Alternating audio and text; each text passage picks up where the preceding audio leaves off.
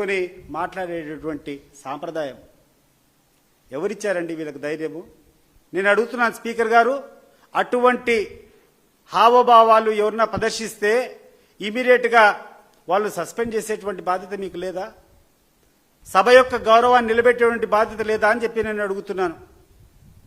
ఆయన కూర్చొని బాలకృష్ణ గారు, చంద్రబాబు నాయుడు గారేమో కూర్చొని కోడెల శివప్రసాద్ గారికి ఆత్మహత్య ఉదంతాన్ని జగన్మోహన్ రెడ్డి గారికి అంటగట్టాలని ప్రయత్నం చేస్తే, ఈ బాలకృష్ణ గారు కూర్చొని ఆ రోజు జగన్మోహన్ రెడ్డి గారు ముఖ్యమంత్రిగా ఉండేటప్పుడు చిరంజీవిని లేకుండా ఉంటే సినిమా ఇండస్ట్రీని అంతా అవమానపరిచారని చెప్పి ఒక చౌకబారు అంటే సైకో అనే రకంగా జగన్మోహన్ రెడ్డిని మాట్లాడారు.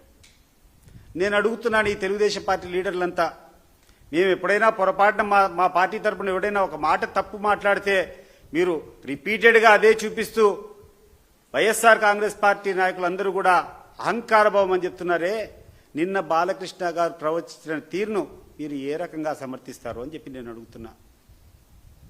ఈ యొక్క తెలుగుదేశం పార్టీ వాళ్లకు అవసరం ఉండేటప్పుడు ఒకటి, అవసరం తీరిన తర్వాత మరొకటి.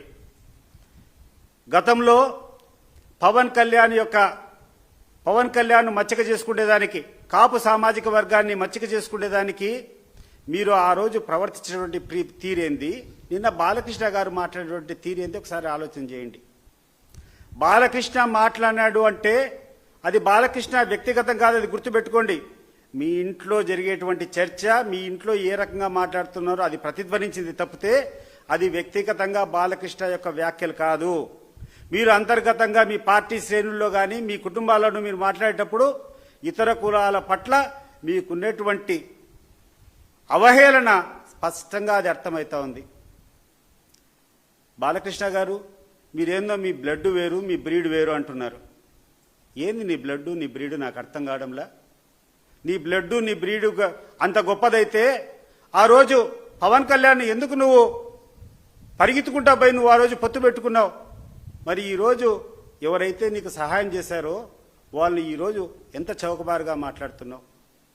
నువ్వు కూర్చొని ఆ రోజు చిరంజీవి గారిని కానీ ఫిల్మ్ ఇండస్ట్రీని అంతా కూడా అవమానపరిచారని చెప్పి మాట్లాడావు.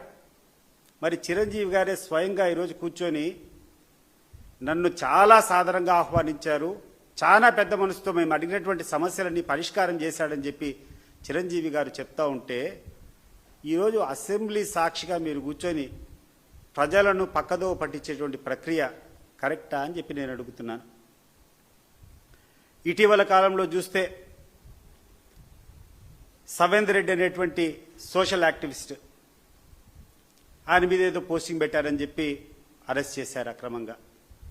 కోర్టు ఏం చెప్పింది? గుర్తు తెచ్చుకోండి, కోర్టులో ఏం చేశారు? ఈ పోలీసులు మీరు చేస్తున్నటువంటి చౌకబారు పనులకు, మీ మడుగులెత్తేటువంటి పోలీసులు వ్యవహరించినటువంటి తీరును చూసుకొని ఈ పోలీసుల ద్వారా న్యాయం జరగదు, ఈ యొక్క ఇన్వెస్టిగేషన్, ఈ సవేంద్ర రెడ్డి యొక్క ఇన్వెస్టిగేషన్ సిబిఐ ద్వారా జరగాల అని చెప్పి ఈరోజు కోర్టు మాట్లాడిందంటే మీరు తల ఎక్కడ పెట్టుకోవాలని ఒకసారి ఆలోచన చేసుకోండి. దయచేసి నేను కోరుతున్నాను, ఈ యొక్క పాలకపక్షాన్ని, ఈ రోజునటువంటి ప్రభుత్వాన్ని నేను కోరుతున్నాను, మీరు ఈ రకంగా అధికార దుర్వినియోగం చేసుకుంటూ సంపాదనే పరమావధిగా మీరు వ్యవహరించినటువంటి తీరు చేస్తే, మీరు ఈరోజు ఇంత విచ్ఛిన్నకరంగా మీరు యొక్క ప్రభుత్వ సంస్థలన్నింటినీ కూడా దుర్వినియోగం చేస్తూ ఉంటే రాబోయే కాలంలో వచ్చేది ఒక రెవల్యూషన్. ఆ రెవల్యూషన్కు ఈరోజు మీరు చేసేటువంటి కార్యక్రమాలే నాంది అవుతాయని చెప్పి గుర్తుపెట్టుకోండి. మీకు అధికారం ఇచ్చింది ప్రతి ఒక్క సామాన్య పౌరుడు కూడా స్వేచ్ఛగా బతికేదానికి వసతులు కల్పిస్తారని చెప్పి మీకు అధికారం ఇస్తే ప్రతి ఒక్కరిని భయంతో అరిచేతిలో గుండెలు పెట్టుకొని పోయేటువంటి పరిస్థితులు నెలకొల్పాయి. ఇటీవల కాలంలో నిన్న మిథున్ రెడ్డి గారికి బెయిల్ మంజూరు చేశారు. ఒక 10 రోజుల కిందట ధనుంజయ రెడ్డి గారికి, ఆ తర్వాత కృష్ణమోహన్ రెడ్డి గారికి, వీళ్ళందరికీ కూడా బెయిల్ మంజూరు చేసినారు. బెయిల్ మంజూరు చేసినప్పుడు ఈ యొక్క కోర్టులు ఏ రకమైనటువంటి వ్యాఖ్యలు చేసినాయో ఇది మీకు చెంపపెట్టు కాదా అని చెప్పి నేను అడుగుతున్నాను. 5 నెలలు 6 నెలల పాటు ఈ యొక్క అధికారును, ఆ తర్వాత ఒక ఎంపీని తీసుకొని వచ్చి జైల్లో పెట్టినారే, ఈ యొక్క పాపం ఎక్కడ పోతుంది? ఏం తప్పు చేశారని చెప్పి వాళ్ళని పెట్టావు. మరి నిజంగా వాళ్ళు తప్పులు చేస్తే ఈరోజు కోర్టు అన్నటువంటి వ్యాఖ్యలు మీరు ఇంతవరకు ఏ సాక్ష్యాధారాలు ఇన్ని రోజుల నుంచి వాళ్ళు లోపల పెడితే ఏ సాక్ష్యాధారాలు మీరు రూపించడం లేదు, ఎందుకని వాళ్ళని రోజులను పెట్టాలా అని చెప్పి కోర్టు మాట్లాడేటువంటి పరిస్థితి వచ్చిందంటే మీరు ఎంత నిక్కచ్చగా ఈ యొక్క మీరు మీ ప్రతిపక్షం మీద దాడి చేస్తున్నారో అర్థమవుతుంది. రెండవది, ఈరోజు రాయలసీమ ప్రాంతంలో పడేటువంటి నీటి సమస్యలకు ఆ రోజు జగన్మోహన్ రెడ్డి గారు ఉన్నటువంటి హయాంలో ఈ యొక్క పోతిరెడ్డిపాడు నుంచి జిఎన్ఎస్ఎస్ నుంచి హెచ్ఎన్ఎస్ఎస్ లింక్ అనే ఒక పెద్ద ప్రాజెక్ట్ స్టార్ట్ చేశారు. దాదాపు 80% పూర్తి అయిపోయింది. ఇంకా 20% అయిపోతే గాలేరు నగర్ నుంచి కుప్పం వరకు నీ యొక్క నియోజకవర్గానికి నీళ్లు పోయేదానికి అవకాశం ఉంది. దారిలో ఉన్నటువంటి అన్నమయ్య జిల్లాలో ఎత్తైనటువంటి ప్రాంతాలు మదనపల్లె కానీ, పొంగనూరు కానీ, రాయచోటి కానీ కుప్పం వరకు నీళ్లు తీసుకొని పోయేటువంటి ప్రక్రియ మంచి సోర్సు. జిఎన్ఎస్ఎస్లో గండికోటలో నీళ్లున్నాయి.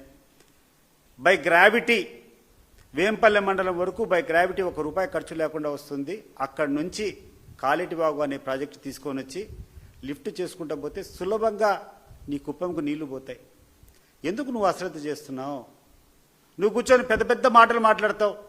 ఈరోజు ఒక 200 కోట్లు ఖర్చు పెడితే ఈ యొక్క ప్రాజెక్ట్ పూర్తి అయిపోతుంది. దీన్ని పక్కన పెట్టి 80,000 కోట్లు 1,00,000 కోట్లు ఖర్చు పెట్టి నువ్వు ఎక్కడో పోలవరం నుంచి తీసుకుని వచ్చి బనకచెర్లకు నీళ్ళు ఇస్తానని చెప్తావు. ఆచరణ సాధ్యమా? నీ దగ్గర ఈరోజు 50 కోట్లు 10 కోట్లు 10 లక్షల రూపాయలు బిల్లు ఉండే వాళ్ళకి సైతం